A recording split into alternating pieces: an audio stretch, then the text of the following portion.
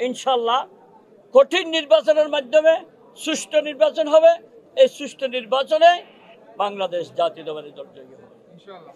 Professor Yunus সাহেব বিশ্ববরেণ্য নেতা, বিশ্বকে উনি কমিটমেন্ট দিয়েছে আগামী ফেব্রুয়ারিতে নির্বাচন হবে, এটাই আমরা বিশ্বাস করি। কমিটি, বিএনপি সাংগঠনিক টিম, বিশেষ করে ফটিকছড়ির আফামর জনসাধারণ টিম যেদিকে গিয়েছে সব দিকে তারা আমাকে সাপোর্ট করেছেন।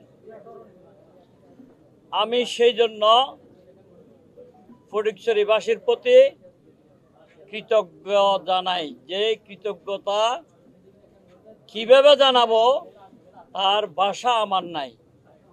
এত ভালোবাসে ফটিকছড়ির মানুষ আমাকে। এটা আমি যেদিন নমিনেশন ডিক্লেয়ারের সাথে সাথে আমি একটা ভিডিও বার্তা দিয়েছিলাম 2 মিনিটের ম্যাক্সিমাম সময়।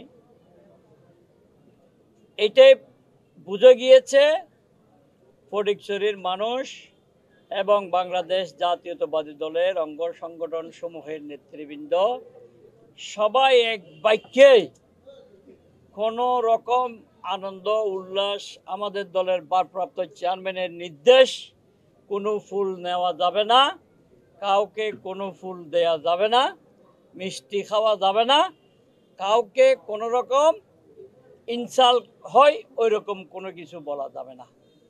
সুন্দরভাবে 300 আসনের মধ্যে আমার মনে হয় ফটিকছড়ি উপজেলাতেই সুন্দরভাবে সবাই সাদরে গ্রহণ করেছেন। এটা ফটিকছড়ির মানুষকে আমি আবারও মোবারকবাদ জানাই। প্রিয় সাংবাদিক বন্ধুরা, আপনাদের মাধ্যমে জানাতে চাই, আমরা সবাই মিলে আজকে ফটিকছড়ি বিএনপি ঐক্যবদ্ধ। আমার সাথে আমাদের দলের ফটিকছড়ির কৃতি সন্তান, দলের সহ তথ্য গবেষণা সম্পাদক, সাবেক পেশাজীবী পরিষদের মহাসচিব কাদের গনি চৌধুরী প্রতিদিন 2-3 বার আমাকে কথার মাধ্যমে বিভিন্নভাবে আমাকে সাপোর্ট করে গিয়েছেন। ফয়সাল মাহমুদ ফয়েজী সাবেক বিচারপতি, কত যে ভালোবাসে উনি আমাকে, আমাদের নেতা, সেটা আমি ফটিকছড়ির আঙ্গিকে বলছি, সেটা আমি দেখেছি।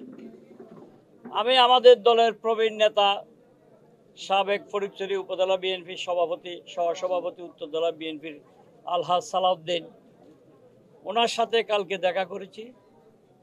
গত 2018 নির্বাচনের দানের শীষের প্রার্থী উপজেলা বিএনপির আহ্বায়ক কর্নেল, আমার বড় ভাই কর্নেল আজিমুল্লাহ বাহার ভাইয়ের সাথে আমি গতকালকে দেখা করেছি। আমার পারিবারিকভাবে কোনো রাজনৈতিক নেতাকর্মী নিয়ে যায়নি।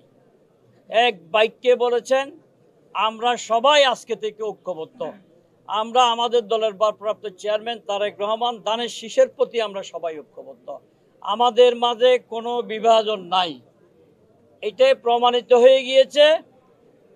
এই ঐক্য ইস্পাত কঠিন ঐক্য, এটা আমাদের মাঝে অনেক সহায় করেছেন।